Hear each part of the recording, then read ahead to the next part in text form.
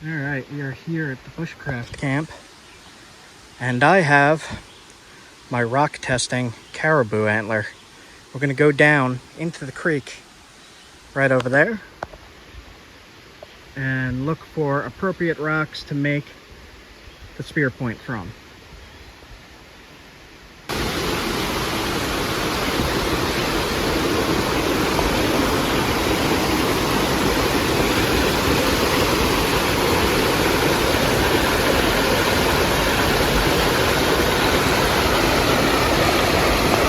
There's lots of workable rock right here, but we're looking for that specific rock that the ancient people used. It's called Cheshire Quartzite. Cheshire Quartzite is everywhere here, so we are going to find it. We just got to look for it, and I'll show you what to look for. This looks like a regular piece of quartz to me, but it's always worth checking it just to see what inside looks like.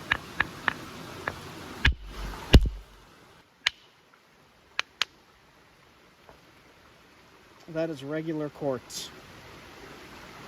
So you can use this for a spear point, but this is not what we are looking for. This is, you could see it's almost see-through. Regular quartz is almost see-through. Translucent is the word. So what you're looking for is a smooth surface on these stones for quartzite. This, I believe, is another piece of quartz because it's white. Usually white is quartz, but sometimes it's quartzite, and I'm going to show you how to spot that difference.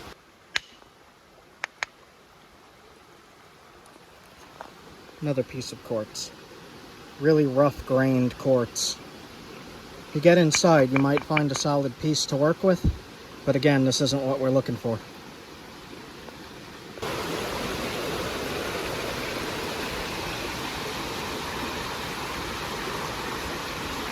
I found a piece of Cheshire Quartzite here. This is the multicolored gray stuff. It doesn't look like much until you crack it open. It just looks like a normal creek stone. When you're cracking it open with the antler, you're hitting at an angle that you're trying to drive a flake off so you can see what the stone looks like. Now I'm aiming for a low spot on the rock to take a flake off this edge with the antler. So I'm hitting into the rock and down to try to peel those flakes off.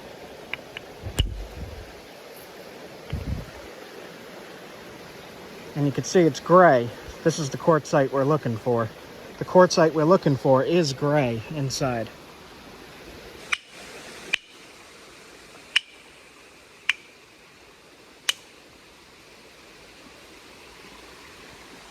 It flakes in a conchoidal fracture, a circular fracture like glass. And you can tell it's the right rock because it's razor sharp flakes of stone. Really, really sharp. You could cut things with this. You could skin animals with it. Anything you need to cut, you could use one of these flakes. So ancient people worked stone that is kind of like glass. When you drop a glass, it breaks it fractures, and you get sharp edges. The same thing with this kind of rock. Ancient people used obsidian, chert, flint, chalcedony, and even some slate and shale for their spear points and knives. All of those can get a sharp edge. All of those can flake. Slate, not so great, but you could still use slate. In this area here, the ancient people used quartzite, this specific rock. And they used mostly the gray. So flint knapping is modifying stone, taking flakes off of stone to make a tool. Anything that you're working on stone can be considered flint knapping, unless you're grinding stone, and it's grinding technology. But this is called flint knapping. Doesn't need to be flint for it to be flint knapping. It could be, like I said, quartzite, quartz, chert, glass. Even, you could use glass. So if this is your first time looking for stone out in the wilderness, what you're not looking for is rough stone. Things that look rough. Like if you look at this, it looks like it has a rough edge. You see all that grain in there and everything? You see how it's all in layers like that? You're not looking for layers, you're looking for smooth. If it's like this, the edges are not sharp, and it's going to be really hard to shape it. It's not as predictable as a flint or a chert, and it doesn't get as sharp either. You can pretty much break it with your fingers into dust. So this is what you're not looking for. If I was just out here my first time, I would be looking for something white like this, and that would be like a quartz or a quartzite. You're not going to be sure until you crack it open, really. This is actually a quartzite. It's smoother, it holds together better, it's sharp as heck. That edge is super sharp. I'll show you on the stick that's right here even. Cuts right through like nothing. Do one more on a thicker piece. So you could use this by itself as a knife. And that's a good test if you're looking for rock. Find something that could cut. A really good tip, the best tip I could give you, is go to your local museum that has stone tools from ancient people and look at what rock they used. Look really carefully with your eyes at what color it is, what it looks like, the smoothness. And then when you're out in these creeks, look for similar. Here's the artifact. Here's the rock that looks like the same material. Let me test it with my antler. So when you're coming down to the creeks, if you don't know where to find an antler, or you can't find an antler, you could usually find sheds laying around in the woods. But if you can't find sheds, you could order a dog chew. This is actually a dog chew. I ordered it online from eBay, this specific caribou. If you don't want to do that, you come down to the creek, you could find what's called a hammerstone, and I'll show you that now. So when I'm looking at hammerstones, I'm looking for something that's slightly grainy, that'll catch the edge of the rock and fit in my hand well. It's got to be round, and you got to have a round tip to hit. When you find a good shape of hammerstone, you pick it up. You want it to be kind of heavy, kind of dense, to be able to drive these flakes off of this rock. Especially if you're using like quartzite or quartz, that's like the hardest rock you could get.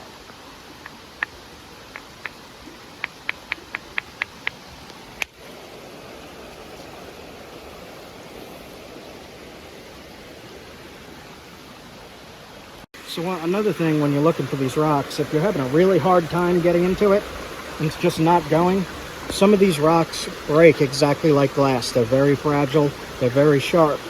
Other ones are really, really tough, and you really have to put a lot of energy into it. If it's not working for you, drop that rock, pick up another one, and keep looking.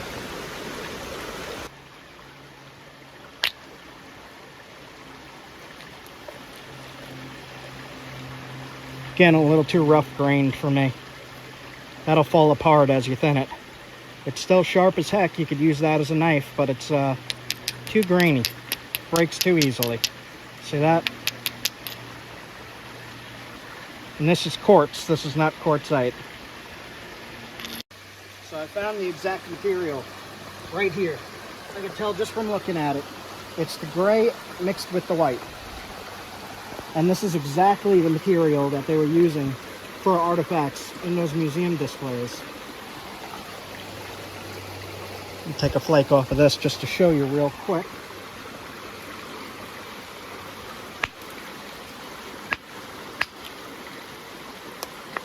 Yep.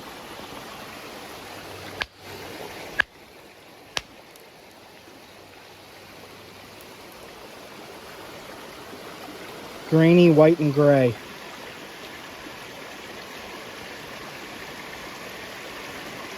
So we're going to try to make the spearhead out of this material.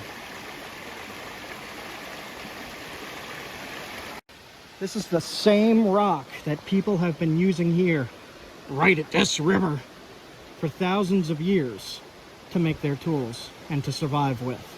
It's been this rock.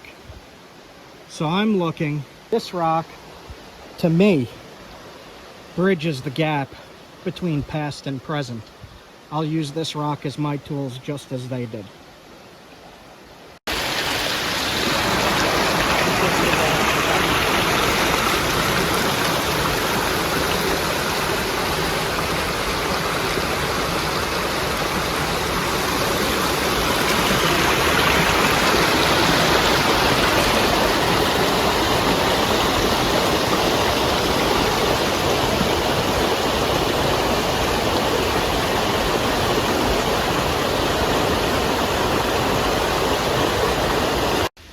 So we're back at the bushcraft camp here. I got my Wazoo survival gear with me, and I'm gonna light a fire using this bushcraft gear. All right, so I'm making the fire so that when I'm working on the atlatl dart, I'll be able to heat up the glue and shape the stick with the heat, as well as we're gonna cook up a little snack while we're here.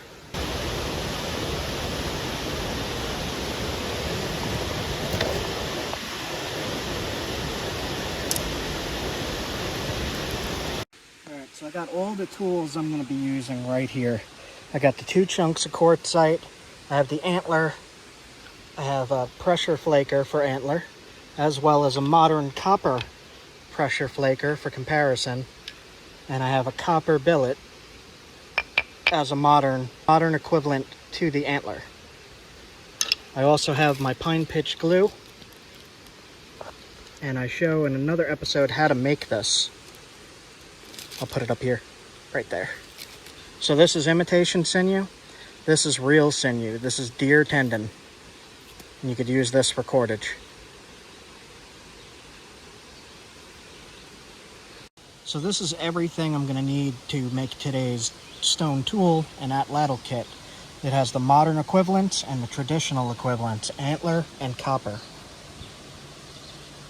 So now that we got the fire going, I'm going to take a flake off of here to work on the wood, to shape the wood. I'm going to use the flake as a knife and as a saw.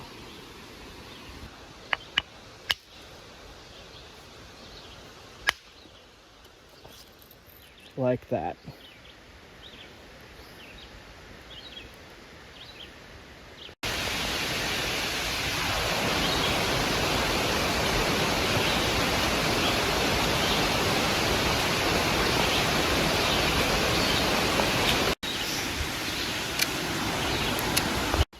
So I'm using these tiny flakes to cut up the wood, putting little cut marks in it.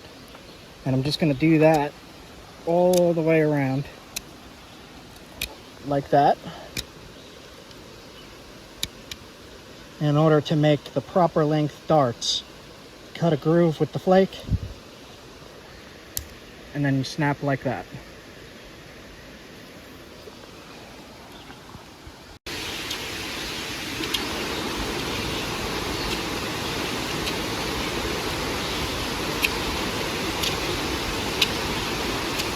So the atlatl consists of a long dart.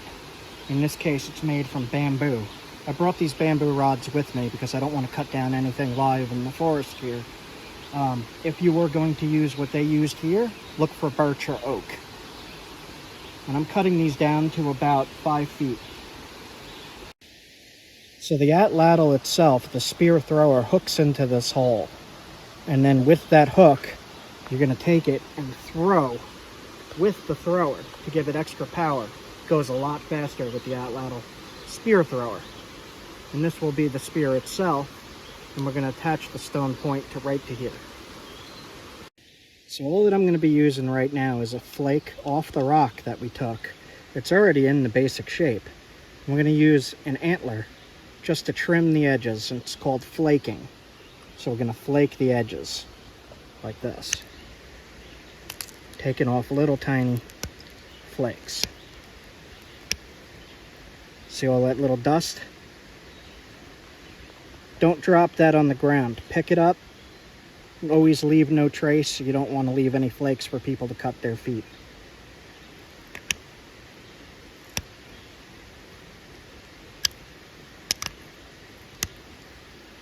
It's a lot harder to do with antler than it is with the copper.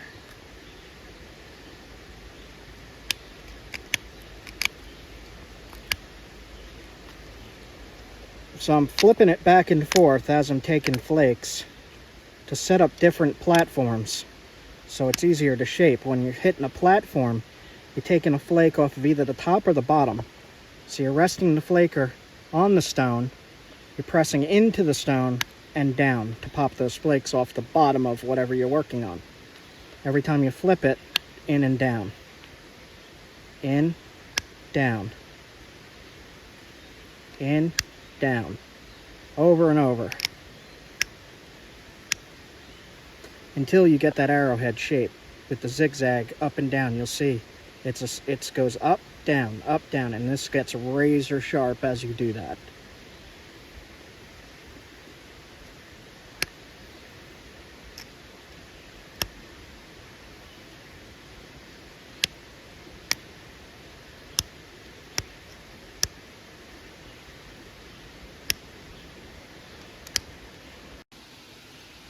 Alright, so I'm finishing shaping it up. I'm going to start putting that V-notch in the base now. Just with the same method. In and down.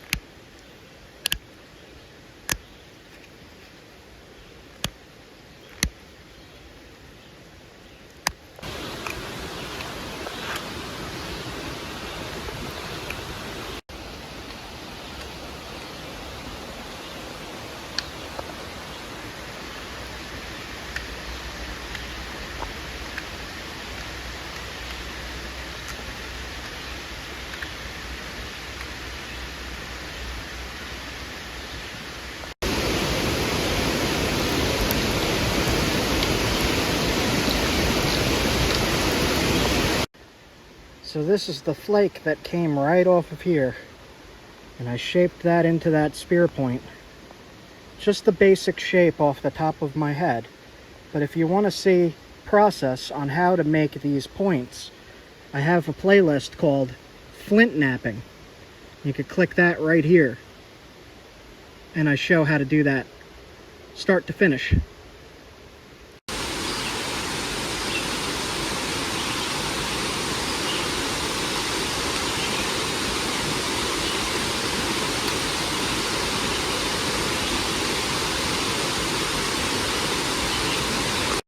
So I'm peeling this pine pitch off, and it's sticky.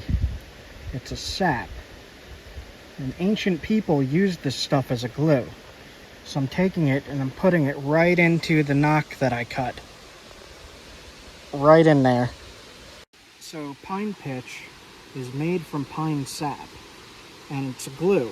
The term pitch is a glue. It's mixed with other ingredients. I have a video on how to make this. I'll link it up in the corner. For now, we're putting it in that knock, and we're going to just heat it lightly over the fire. You don't want to add too much heat because that gets rid of the glue. You just want to heat it a little bit. Like that. Just a little bit.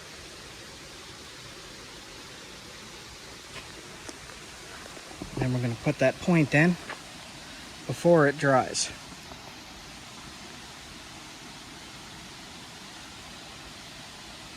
See how it's stuck on there now? Like that.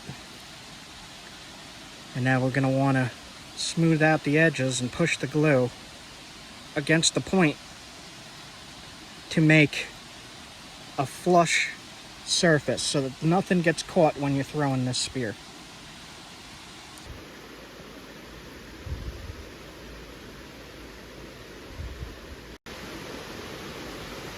We want to give it a heavy coating because we don't want it to come loose. Both sides.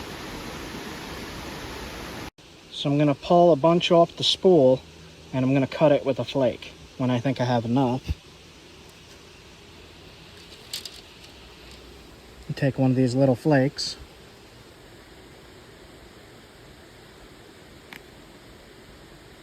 Like that.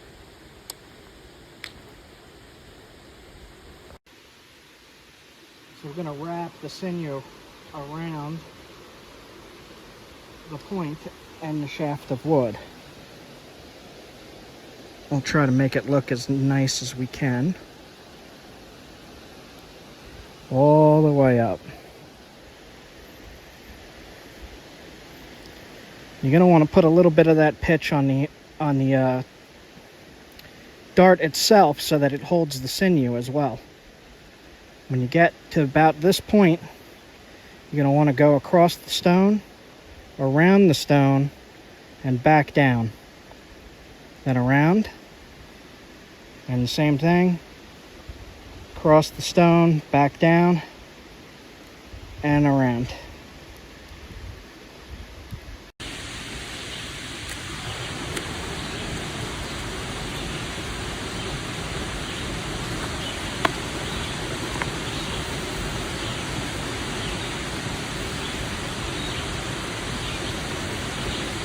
Like that.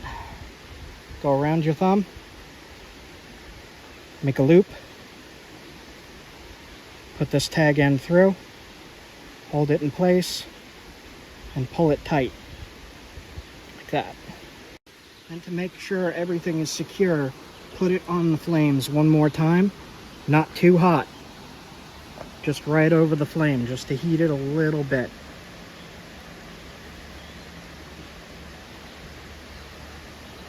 Like that. And then you're just going to let it dry. Real sinew takes about a day to dry in the wind. If you put it closer to the fire pit, it's a couple hours. This stuff will dry right away and we'll be able to test it very soon. That is very sharp. Very, very sharp. We don't necessarily need feathers. The atlatl is not really a super long distance weapon, although it can be if you do put the feathers on it. This we're going to be using for medium to short distance throwing with the atlatl. So this is the atlatl. The atlatl is the spear thrower itself, and it's actually a system where you connect the dart to the tip and use this as an extension of your arm to get extra power when you throw. The atlatl itself has been in use for at least 33,000 years. They found ones carved out of bone in France, in caves. This is just oak and birch, this one. This weapon was used in the Ice Age by hunters hunting woolly mammoth, very large creatures, and it got them through the Ice Age. They survived with this. And later on, it was used for all types of game, small, even rabbits, down to rabbits and squirrels. So this is actually high-level engineering, primitive technology.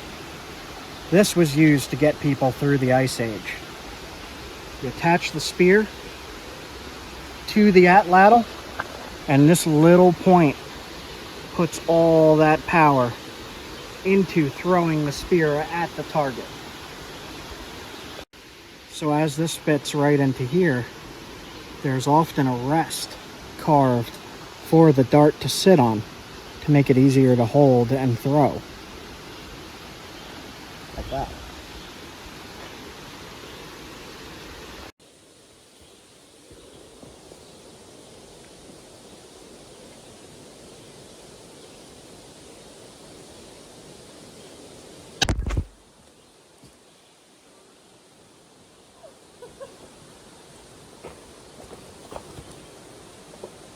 You okay? That hurt? Sorry.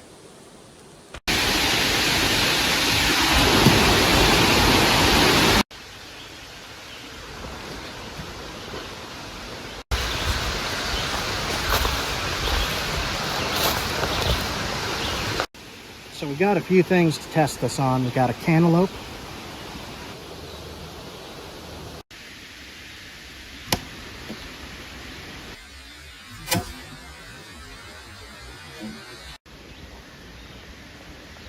See how far that went in.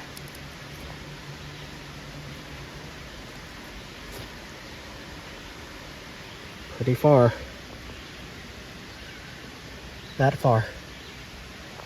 Good 4-5 inches. Tip still razor sharp. It's got squash on it now.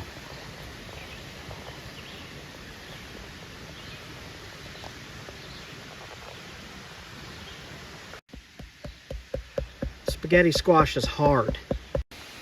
So absolutely nothing goes to waste on Wilderness Quest Outdoors channel. We're gonna have this for dinner tonight. Spaghetti squash. Okay, let's try the cantaloupe.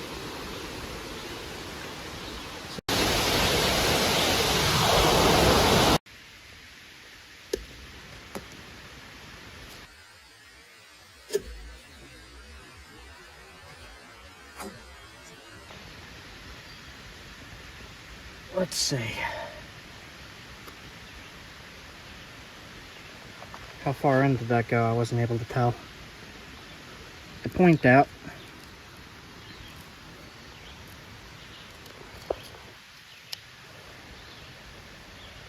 We've got to look at it. Pull the pine pitch off. All in all, it still looks pretty good. The tip is a little dinged. But that did some good wounds on these targets. Like, it's pretty wide.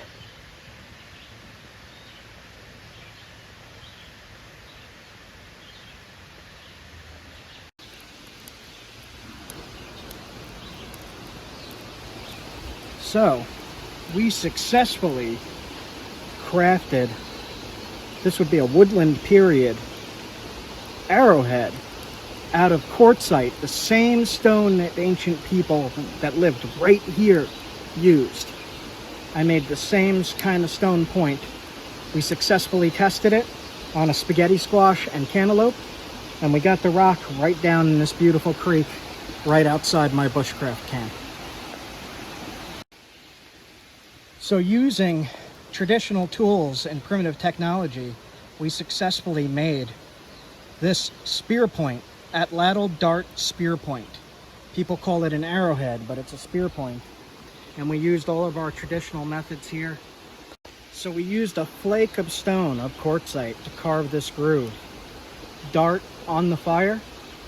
We collected the stone from the creek, and we successfully, using traditional methods, antler, bone, and even some copper, to create and recreate this ancient, primitive stone tool technology that ancient people used to survive.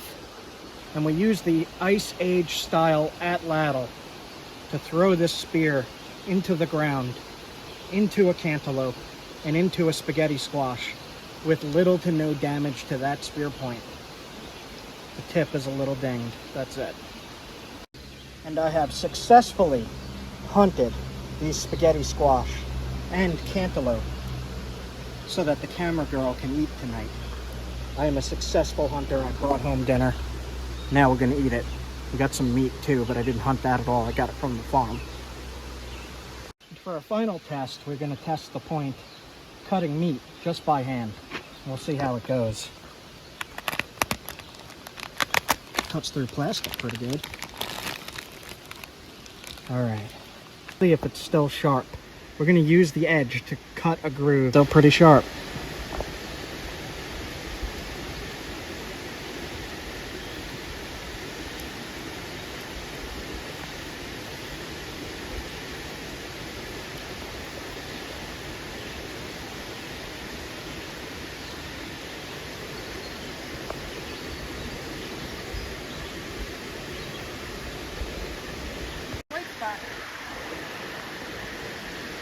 That is a trout eating a piece of meat I threw in the water.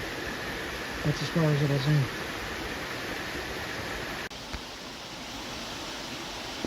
There he is. There he is.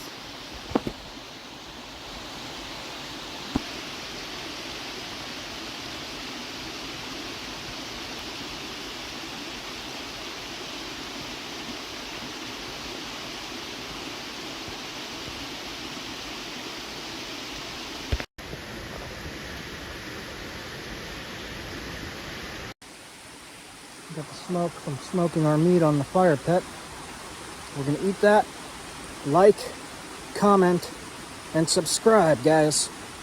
So sub if you want to see more primitive survival skills, bushcraft, all this kind of stuff. Flint knapping, whatever you like.